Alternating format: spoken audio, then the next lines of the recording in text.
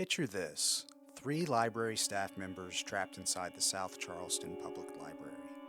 Aaron, Tobey, and Josh, each with divergent tastes, tasked with watching each other's films. Can they survive with their sanity intact? Find out on Real Opposites, a library podcast about movies. Hey everyone, and welcome back to The Real Opposites. I'm Aaron. I'm Josh. I'm Tobey. And we are back for film 2 in our trilogy of terror. Yes. Mm-hmm. And this pick was Tobey's, and it was In the Mouth of Madness. In the Mouth of Madness. In the Mouth of Madness. In the Mouth of Madness. So, Tobey, why this one for your pick? This is one that was shown to me, let's see, probably like when my husband and I first started dating. We were talking about The Thing and how much he loved The Thing. And, obviously I was an English major. I like books, work in libraries, that kind of stuff. And he was like, oh, have you seen In the Mouth of Madness? And I was like, no. He was like, this is my favorite John Carpenter movie until I saw The Thing. And that was his experience with it. I watched it. I absolutely loved it. I love Sam Neill. I adore him in specifically Lovecraftian horror. As we saw in the last episode of Real Opposites. If you haven't watched that, we did Event Horizon. Mm-hmm. Excellent movie also.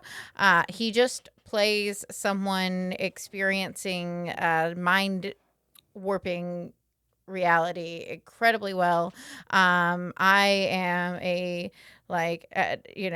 as a writer, I really love H.P. Lovecraft. I like eldritch horror, and this really ticked a bunch of boxes for me. It's well made. Obviously, some of the effects are cheesy now, but I feel like at the time they weren't that bad. And there are just a lot of moments in this movie that really hit, and it's it has this inescapable frenetic energy once things start happening that he can't get out, and you feel like you can't get out either. You have to once they get to the town. Once they get to the town, they cross that bridge. Yeah, because it starts a little slow. But it starts as something totally different. I really love the investigative, this hardcore, investigative, insurance man that's all about busting the scam or whatever. And then he's a hardcore cynic all the way through, right, until it is in his face and undeniable. And it's great. I love it. Do you read Sutter Cane? It gets quoted a weird amount of times around our house. It's talking about those early sequences, those are what really sets up the tension and the atmosphere. The reality just he starts reading the books especially, and starts having these visions and nightmares. The nightmare sequence is great. I love that. Yeah. And so it just immediately, pretty quickly, 15 minutes in, you're already kind of uneasy about what's real. And he does the double dream thing, which he also did in Prince of Darkness. It's a little trick, but man, it works so well in this. Good. And if you've ever had a double dream, they're terrifying. When you think that you've woken up. I don't think I've ever had that. Oh, they suck. Oh yeah. I mean, there's times where I wake up and I'll have a dream and I'll be like, wait, where am I? Yeah. What's real, but not because sometimes my dreams especially are very tend to be grounded, and so I'm like, wait, did that really happen? Right. Or was that today? Oh, I do that all the time too. I've never had a double dream. Yeah, they're scary because in your dream you wake up, and then once you really wake up, you're am I actually awake? Am I awake this time? Did what happened the second time happen? They can get confusing. Yeah. But no, they're very fun. But it does make for good film in this. Yeah. Makes for a good jump scare. Yeah, it's a good jump scare. Yes. So you'd never seen it. I had not. Yeah, we watched it the other night, and I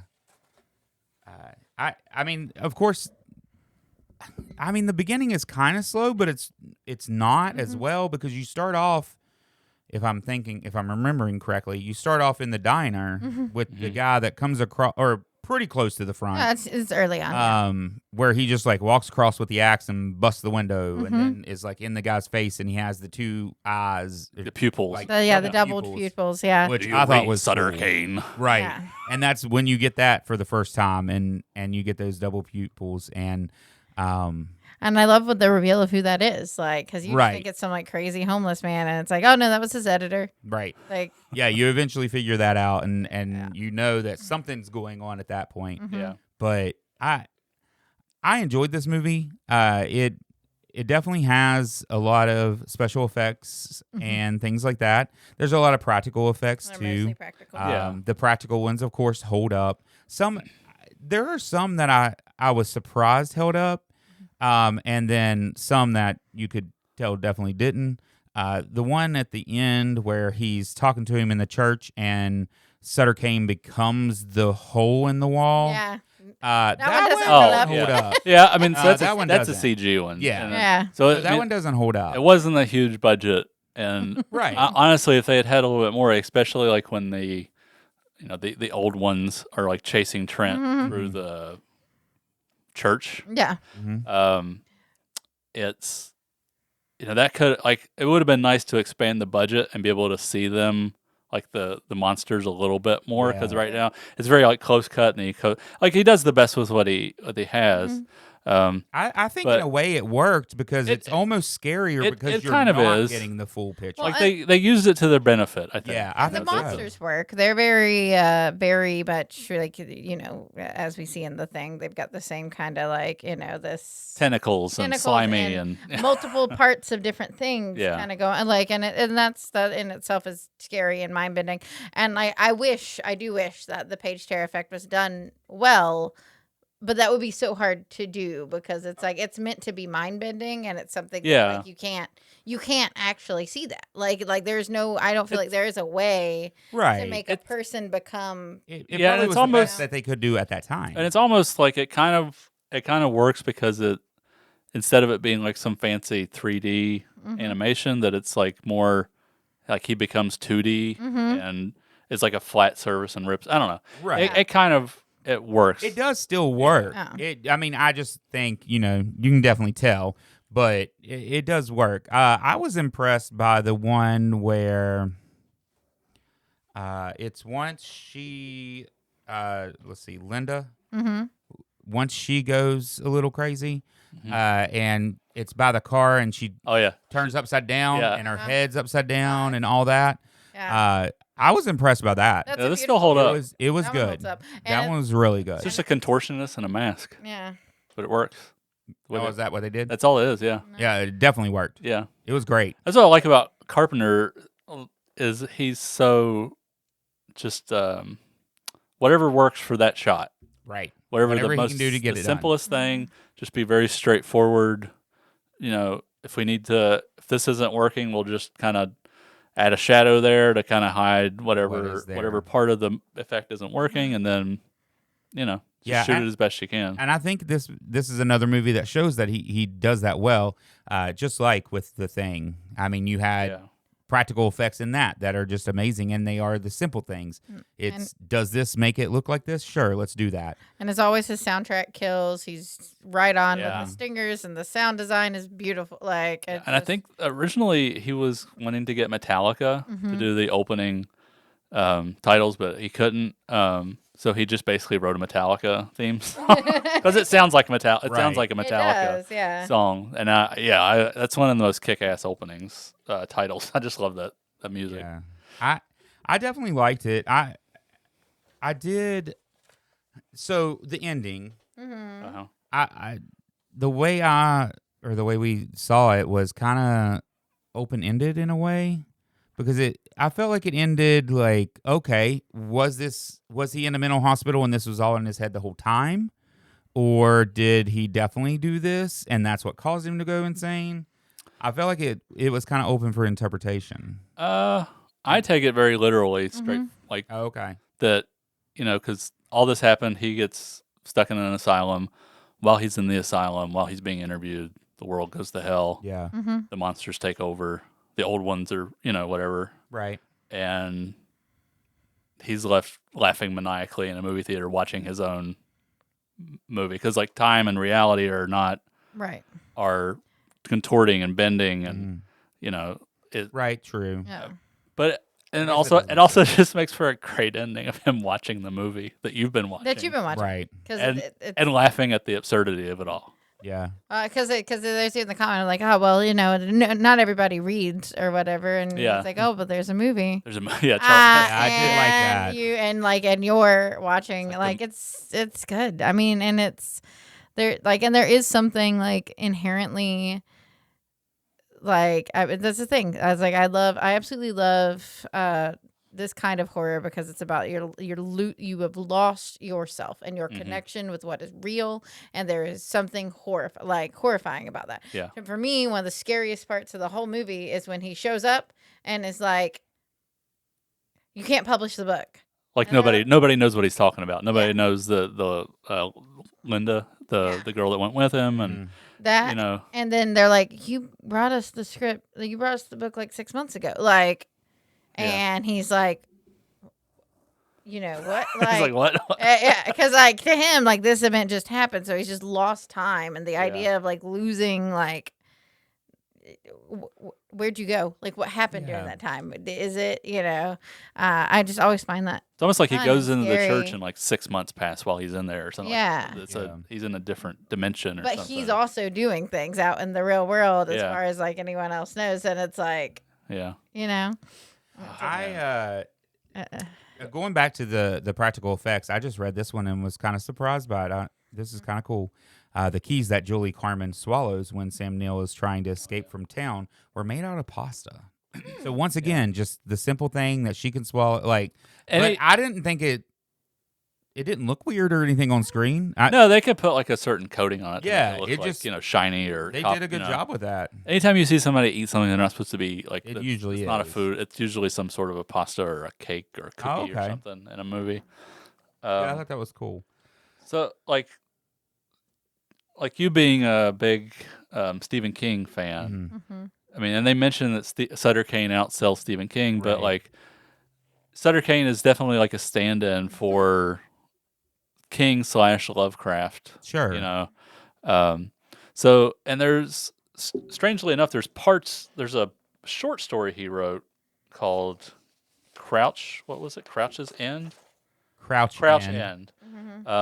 Which is in Nightmares and Dreamscapes. And in the story, a man and woman visit an English suburb called Crouch End, where they become stranded and are unable to leave. They are taunted, tormented, and chased by a pair of deformed, otherworldly children who later summon a Lovecraftian old god. It's definitely part of this. Oh, yeah. I don't know if they read that, and I started reading. I mean, they're friends, so I would think he probably had. And I started reading the actual story. I don't know if you've read it. It's pretty short. I don't think I've read it. It reading a synopsis of it like that. Yeah, it's oh, well, that definitely is part of the movie. Could describe the middle section of the movie when they get into town. And the crazy kids are chasing them, and but it's really not I didn't feel like reading it that it was much like the movie. Oh, I feel like that you kind of boil it down. Same kind of idea. Same kind of idea. Right. Yeah, there's old Lovecraftian gods and stuff. And, right. I mean, there's a lot of straight Lovecraft in this too. All the book titles are pulled straight from Lovecraft. Yeah, and all the designs are very Lovecraftian. And there were quotes that they say that are actually from Lovecraft books. And the quote at the end feels very so I feel like anytime someone describes, because again I will say I love Lovecraft, I also love Conan. Anytime it is a Stygian darkness, I'm transported into reading 1930s pulp horror, because we don't use that word today, but it definitely gets used in. For some reason, the author of the Conan the Barbarian series is not in my mind today. Robert E. Howard. Thank you. Robert E. Howard and Lovecraft use that word all the time. And so Yeah. at the very end, when it's like, and he stared into the Stygian expanse or what, like, and I'm like, oh, yep, we're right there. We're in 1930s pulp horror. Well, they were like pen pals and They were friends, buddies, and like they would yeah. write. I wonder who was like who told them, who used that word first. And was I like, don't know. Oh, but I'm going to use that I'm gonna use going that now. forward I like this word. in my stories. Well, because they were definitely friends, and you Yeah. can definitely see it in their writing. They Oh, yeah. have a similar style, just very different subject matters. Yeah. Yeah. But there's even parts of Conan that like brush on the Lovecraftian. Oh yeah, elements especially with or like the monsters or the monsters and you stuff, know yeah. gods, stuff. And The elephant. Lovecraft is gods, definitely much more in love with his language, though, Mhm. to the point where it makes it difficult. It can sometimes be like, Uh-huh. Yeah, it can be a lot. what does this mean? He talks himself in circles a lot. Yeah. But in some ways, like that works for getting lost in the text. It does. If you Right. like, in that like it kind of. I don't know. Yes, he likes talking a little much, but like it kind of works. And where you were mentioning Stephen King and Carpenter being friends, they, like this says, it's clearly based on Stephen King, his friend Stephen King. Yeah, Sutter Cane. But they even reference King's New England roots with Hobbs in filling in for Castle Rock, Well, which it did have a very Castle Rock It kind of did. feel, does. and the way they talked about it before they but went. that's also a Lovecraft thing because Right. it's all of that's New England too. Yeah. Right? So Providence, it's Rhode like, Island. Yeah. Yeah. And I think if I remember, I don't remember if it's in the trivia, but the bridge is also the bridge from It. Oh yeah. I thought it looked familiar. I guess from the 2017 one, like where they cut what's his name? Anyway, the chubby kid. Yes. Yeah, and I was like, oh, I didn't know that. And I was watching it again after having read the trivia, and I was like, oh, yeah, I guess that was it is. something I was going to ask you when we were talking today. Is if that bridge was used because it looked so familiar to me. Yeah, that was pretty neat. I was also wondering if it was the one used, which I only saw part of it, but the bridge used for Nosferatu, the Joe Hill book, for that TV series. Oh, I don't know. It might have. But I only saw like the first episode, but the bridge is in like the first episode. Well, I mean, those kind of bridges, I feel like definitely give you this like straight Americana old old yeah. New England. Like there's one in Howard Martin's Branch here that looks very much like that, but like it's I don't know. I just feel like those are automatically and I love the scene like coming Makes it across old. where she's like like the scene of her in the car experiencing it and like trying to get him to understand that something weird has happened is beautiful. Like when I was a kid and I saw this for the first time, I would have been like 11, 12 maybe, on video. That whole section where they're traveling to Hobbs End, and like they hit the kid, like the guy on the bus, and or not, The I mean they on the bike, yeah. And then he just gets up and drives away on the bike, and she's driving, and she looks down and there's nothing, and then it's just like a lightning, and you see lightning and clouds, and I don't know, like all that was like so creepy to me when I was a kid. It's still it still works really well as far as just like we're going somewhere We're going somewhere that is weird. not safe. Right. Yeah, because we were watching it, and you see it slowly turns to black because you get like she's looking at the lines, and then the lines turn into just like a neon light, and then And then they just disappear. and then it just disappears, and it's all black, and then it opens up to the clouds. And I remember specifically being like, "Oh, okay, Okay. now we're flying." Something weird is that. Well, But it's like flying through time. and I remember being a kid, I remember like your imagination as a kid is so like I didn't see this as a kid, but I remember like, your imagination as a kid is so vivid. And if you're like riding in the car at night, like looking out the windows, and it like gets creepy, and it gets like, and you're like, and you see like a really old guy on a bike with long white hair driving by. Right. You're just like what is happening right now? that was probably the thing that creeped me out the most was just As a kid. because you don't you get like as he drives by like the old guy on the bike, and you don't really get like a great look at him, so your mind just fills in, especially What when his you're a face. kid, And that guy was creepy as hell. And that's again and again. And you're like, Yeah. are we going in circle? Like, what is, like, Yeah. you know, it's Well, like and the fact that he was young at first. Yeah, he was. Yeah. And then how is he getting back in front of us? And like how, you know. And then at the end, he's baby Anakin. At the end. Like when he comes, like when Trent comes out of Hobbs End at the end, Mm-hmm. the kid on the bike. Like Oh, that's right. Yeah. It's Hayden Christensen. It's a little kid. Oh, it really is him. Yeah, it's the kid Oh, Hayden Christensen who played Anakin in Star Wars. Okay. Yeah. And he has the cards still in the spokes, which like Yeah. Yeah. I saw that it was his first film. Yeah. Hayden Christensen's. So I thought that was cool. So I mean, arguably, this is his last like truly great movie. Mm-hmm. I mean, he made John Carpenter's Vampires a few years later. Escape from L.A. Both of those are like a lot of fun. Yeah, But as far as yeah, I But guess. as far as like his like all timers, like this is really his like swan song. Man, like that run between Assault on Precinct 13 and In the Mouth of Madness, which is almost 20 years, from like 76 to 94. It's just like classic after classic, and you know, like next to Brian De Palma, he's my favorite director, and I think like this one in particular always stuck with me as just being like a prime example of why genre cinema is just so good. Yeah, like he's a master of the feeling. Like I think if you're making a genre movie, like you should feel it. Like, and this does it for me. The Thing does it for me. I love Cigarette Burns. Oh yeah, no, Like that one's his really good. I Masters will of give you Horror. that. Yeah. Um, I wish that had been a feature. I would have loved that as a full length movie. Yeah. It was an episode of Masters of Horror. Oh, Remember okay. that? It was like mid 2000s, I think. Yeah. It's a pretty good one. Like that's definitely the best Masters of Horror episode I agree. that I've seen. Yeah, I think most people agree with that. I agree. Yeah. But I love like so what Carpenter, his movies always have a lot to read into, even though like The Thing especially, because they're relatively straightforward. Like he's just presenting you with information, and it's up to you to use your imagination, use your experience to figure out like what's real. Right. Especially in like this Prince of Darkness, The Thing, it's like who's real, who's who. Right.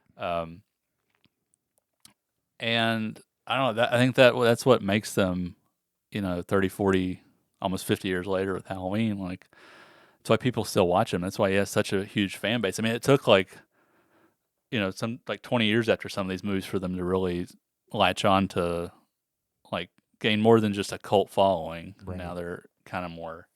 It's because there is something to sink your teeth. Yeah, there is a lot to Mainstream sink your teeth following. into. Like I love what Sutter Cane, like what he represents. And like that, he's not really any different than like a president or dictator or religious leader who's just bending reality to their will. Right. And I think like, and that's what's so great about genre cinema is it makes it that digestible. If you put that in a political thriller or a drama, it's kind of stale, and it's like, yeah, I know this. It's like something we're aware of, Right. but if you put it in this and you make it like old god monsters and you know, bunch of creepy shit, like it's fun, but you're also, it makes it more of a like a little bit more rebellious, which is definitely what Carpenter is. Like I think, you know, he is Snake Plissken through and through, or you know, like his protagonists are, they don't want anything to do with the system, but they'll happily take the money and run. And that's Carpenter. Well, I think there's an idea that like, so when you become comfortable, it's like you know, the idea of like you know, trying to boil something like a frog in a pot, right? It's like when you are in something and you see it the normal way, you're like, yeah, that sucks, but whatever. Yeah. Right. So if you take that idea of like we are all manipulated puppets and something else Yeah. is greater and someone else's greater design, or like Right. this kind of idea that like, yes, like there are these people that run the world, the game is fixed, and at no point do you ever have an option to really get out Yeah. of that. And that's what this protagonist is living through right now. Yeah. It's like it's the realization that, that I yeah. am stuck. And there is nothing like Nothing you I can maybe do. not even be real. Like I maybe didn't exist before this. Like Yeah. and Are there's you? nothing I You're in can the do. movie. And it's like The movie's playing, and you're just watching. Right. and then it becomes and then that becomes horrific instead of mundane. Yeah. Right. Mhm. And I think that that's something that Carpenter does exceptionally. I mean, he does exceptionally well in lots and lots of movies. But Yeah. it's like, to kind of like laying that out of like, The- like this is that. But like, when it's old gods and it's like, oh, There's you get kind of hit. And there's always this like deeply satirical nature to most of his movies, and the same way with De Palma, which it can kind of go over the heads of the at that point modern criticism, Right. and they're just focusing on like with The Thing especially, like the main focus on all the reviews was like this is excessively gory and it's disgusting, blah blah blah. Like nobody was really latching on to what the film was actually about. Right. And same with a lot of his movies, and like we were saying, like that's what keeps them always current, because the things he's talking about are not relegated to just one time period. Like they're things that we're just stuck with. Really, and I do love, like, just to like shift a bit. I love the female lead here. Oh, Julie Carmen, and yeah. if he had just listened to her at any point, but He is Why an would he do that? I- Listen I- to a woman? I also love that he is just an asshole. he's the worst. He sucks Oh, so yeah. bad, and it's funny because But- you still root for him because it's Sam Neill, but man, he sucks in this one. but he's like one of those guys that like and again, he's John Carpenter, he's Snake Plissken, like the John Trent is Sam Neill, and he's just like he is an asshole, but at certain points he's got lines where it's like, yep, dead on, where he's like, we f***ed up the air, we f***ed up the land, we did all that, and we're and Yeah. I'm like, yeah. Yeah, we are. Yeah, we are. Let's go on a crazy, horrific adventure. Instead, and like the idea, like, and that's his whole thing about like like his connection to life is like whatever. Because like she's asking during that same thing, she's asking him like, why do you do what you do? Like, Yeah. Why do you get? And he's like, why wouldn't I? Like nothing matters. Yeah. This sucks. And it's like, but being Yeah. confronted with what does matter, and that like does Yeah. the end of the world matter at this point, and where are we at in it? Yeah. I mean, there's the old Carlin bit where he's like, there's not really much point in this, save the environment. He's just like, the environment's going to be fine. Right. Yeah, we won't. Exactly. Like the The problem isn't the environment. the Gaia hypothesis will prevail. Like But I love that, like, the old ones are, they're cool monsters and stuff, but what they really represent are, the kind of like the id within us, like the like demons of our inherited human nature. yeah, they are the savage. And beast man, within. I'm gonna watch this again. I love this movie. Uh, This is one, like, when I got it on video, I think I watched it like 4 times the day I rented it from the video store, and like would rent it at least a few times a month probably. Yeah. I love this movie. Well, and it's one of the ones like if it goes on, like it's not one I Yeah. can put on in the background because I like end up just Yeah, it's like- It definitely catches your attention. it's for hard sure. not to watch. It and it's is. like, and it's so like, and it's what I love about Carpenter is, I mean, this is 95 minutes, and there's so much in that 95 minutes. There's so much just great atmosphere, beautiful scenery and cinematography, great performance. Like, there's just so much to chew on. And it's See, one we can that's have short better- movies that are good. it's one that's Yeah, no, what I value most in a movie is efficiency. Stop Right. wasting my time with Exactly. like subplots and shit. Like, if a movie's 95 minutes, a movie can be efficient at 95 minutes. It can be efficient at 3 hours. Right. It's all about what you're doing with that time and how efficiently you're relaying information Right. to make the story engaging. I rewatch a lot of movies, but I do also value this movie in that when you rewatch it, it's like instead. I mean, like what's coming, obviously. So like some of the twists and things aren't there, but Yeah. there's so much beautiful like machination you get to appreciate of like oh, this is going to be this, and that guy's here, and we see this guy later, and how Yeah. much, like, and you get more to chew on about, like, what is real and what's not real, and what's and Like- I love that. And we were talking about like those first like 15 minutes before they kind of leave for Hobbs End, and it's, man, and just thinking back on it, it's like I can't really remember the line of events. 'Cause it all kind of feels like a dream. Like it, just the way he's edited it, and Because it opens in the asylum, and then because it's them coming and being and he's like starts to tell the story. yeah, I mean, once he starts telling the story, and like you get into him reading the book and the nightmares, and it's just I don't know, it's just the way he constructs that is, it just draws me in, but it also feels like a dream. Like I can't quite remember it just right. And I love I love that. I think that's No, I love. Yeah, I mean, I love so, that too. I love the way he's done that. It's like that kind of like subconscious filmmaking. Yeah, and I think, and that is the thing. When she said it was kind of slow. I mean, it is a little slow at the beginning, but there's enough happening that it definitely pulls you in. Sorry about the balls. Yeah, even that was hilarious. I was laughing. Then they were And there's even the little part about after he's already screaming it, and the guy's walking off. The guys are walking off screen. The other one's limping. Like it's little details too, and I think Carpenter always puts those in. Yeah, It's those little details that do matter. That it really carries the story. Well, I love how he stages everything in like this big wide shot, so you can really see what's going on. Like he kicks him in the balls, and the guy's like, oh, and then he's like waddling away as like they lead Trent to his room, and it's. Nobody makes movies like that. I also feel like I mean, even Carpenter like has a little commentary here or there, because like Carpenter doesn't do, I mean, he does do some romances movies, but he doesn't do a ton. And the lack of chemistry, like they have chemistry, but like not really. And I think that that's kind of beautiful. The like lack of chemistry between. Like, yeah. Is that I was so glad it didn't turn into like they were in love. It was perfect, because he's like, he's writing me to kiss you. He's like, what are you doing? Like, get off. Right. Love it. Like, because at first he's like hitting on her a little bit. Because, she's pretty or whatever. But it becomes clear that they're fundamentally like different people, and like that's not gonna work. And like he's trying to save her, and he's like, what are you doing? So he's writing me like this. It's good for it's like, is it?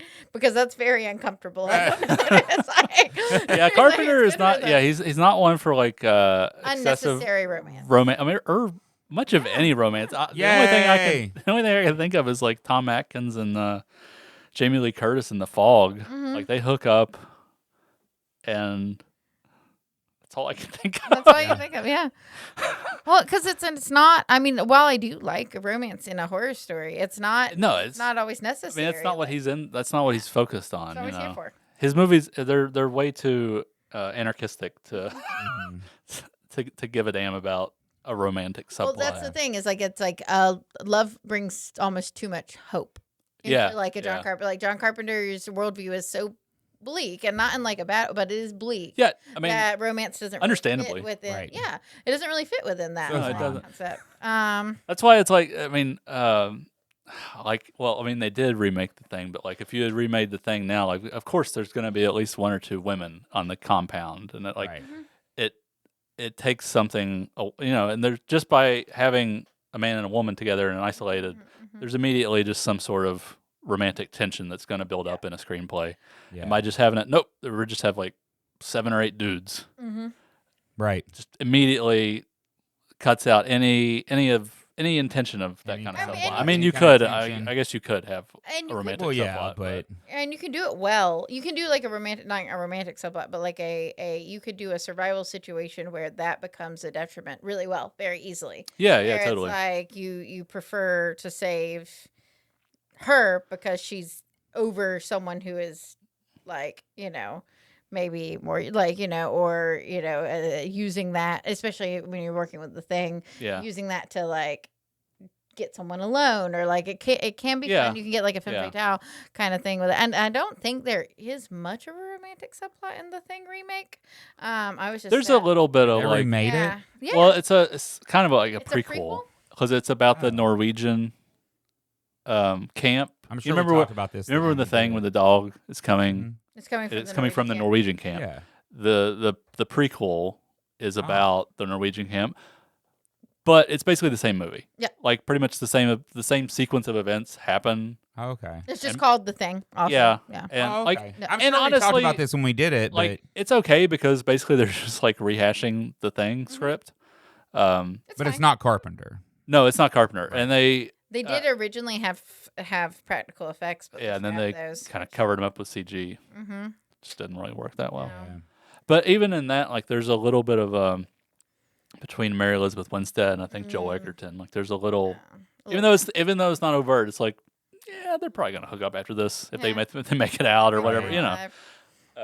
But that kind of takes away from the nihilism of the movie.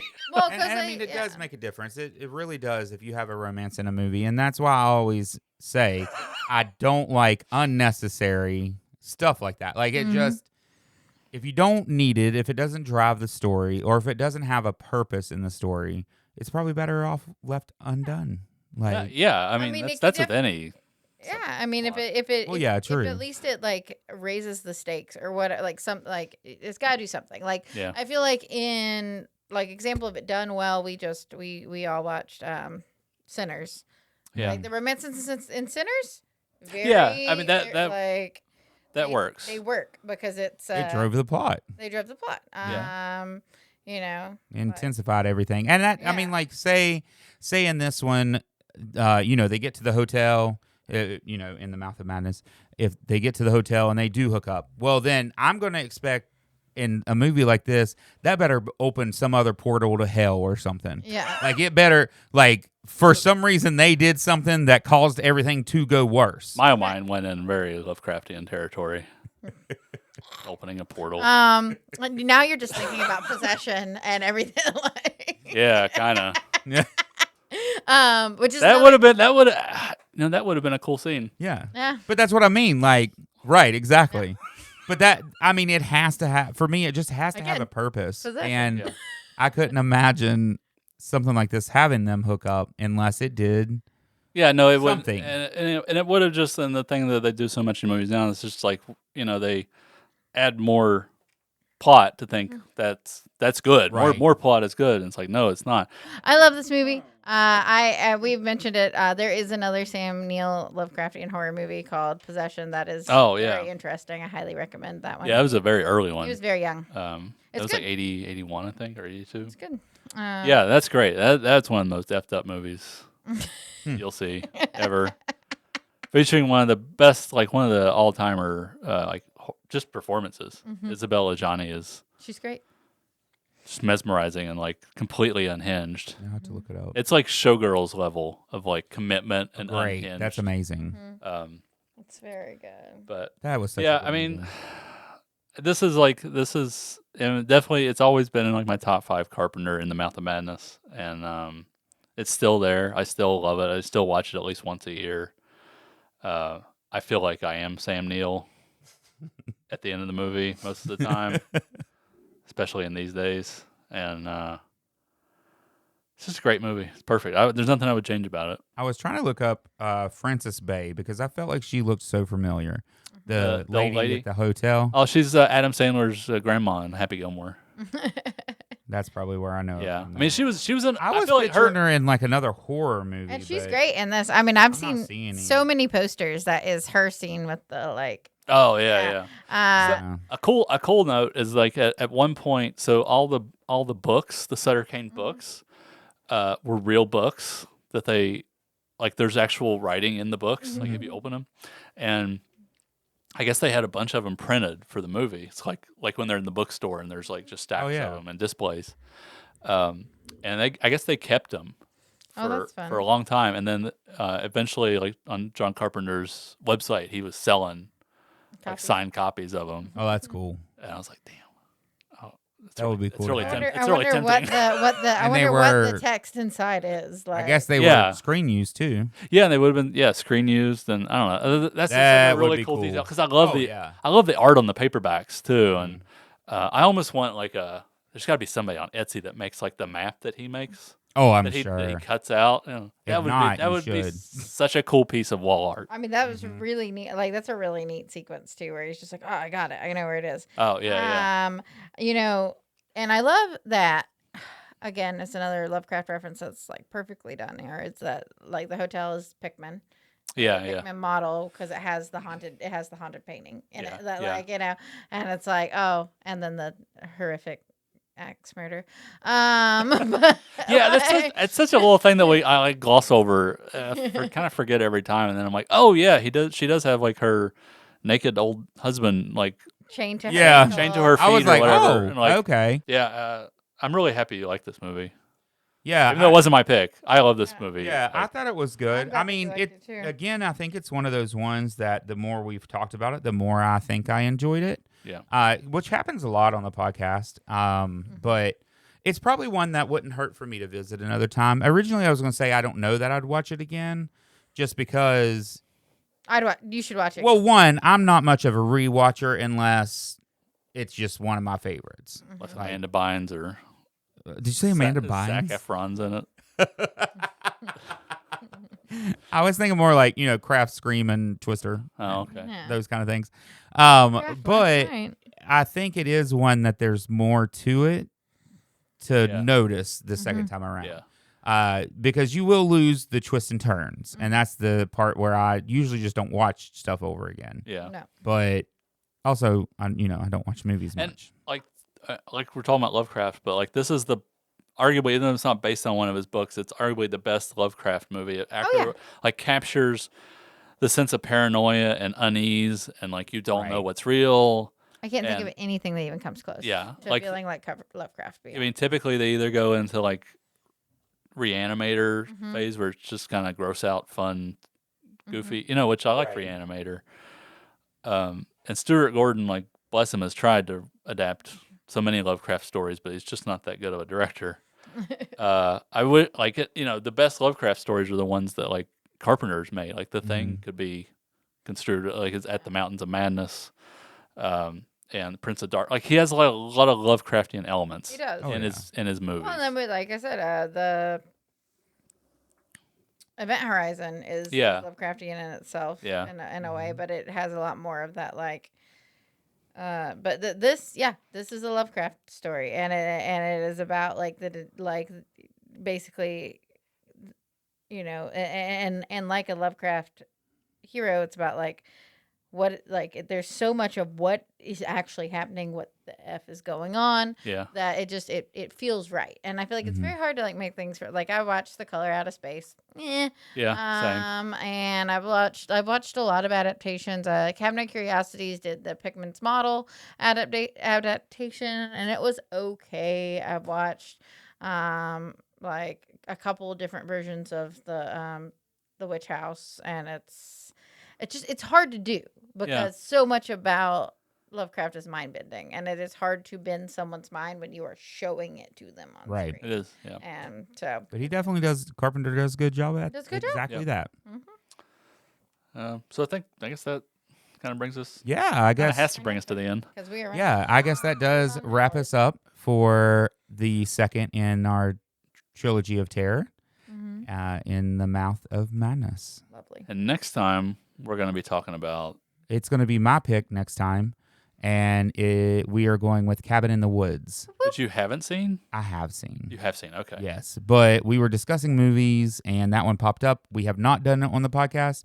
Feel like there's a good amount to talk about, Oh yeah. and We picked some bangers. yeah, Yeah, this was Like- this is a good month. yeah. I thought it was a good representation of me as well. Like something that it's definitely down my alley. Of Oh yeah. hey, let's do a trilogy of terror. What do you want to pick? That's one for sure. So I'm excited for that one. It's been a while since I've seen it, so it'll be good to revisit it. Yeah. So I think this one's going to be fun. Yep. So watch that movie. Join us for the discussion next time, and when we talk about Cabin in the Woods. But until then, I'm Aaron, I'm Josh. I'm Tobey. and this has been The Real Opposites.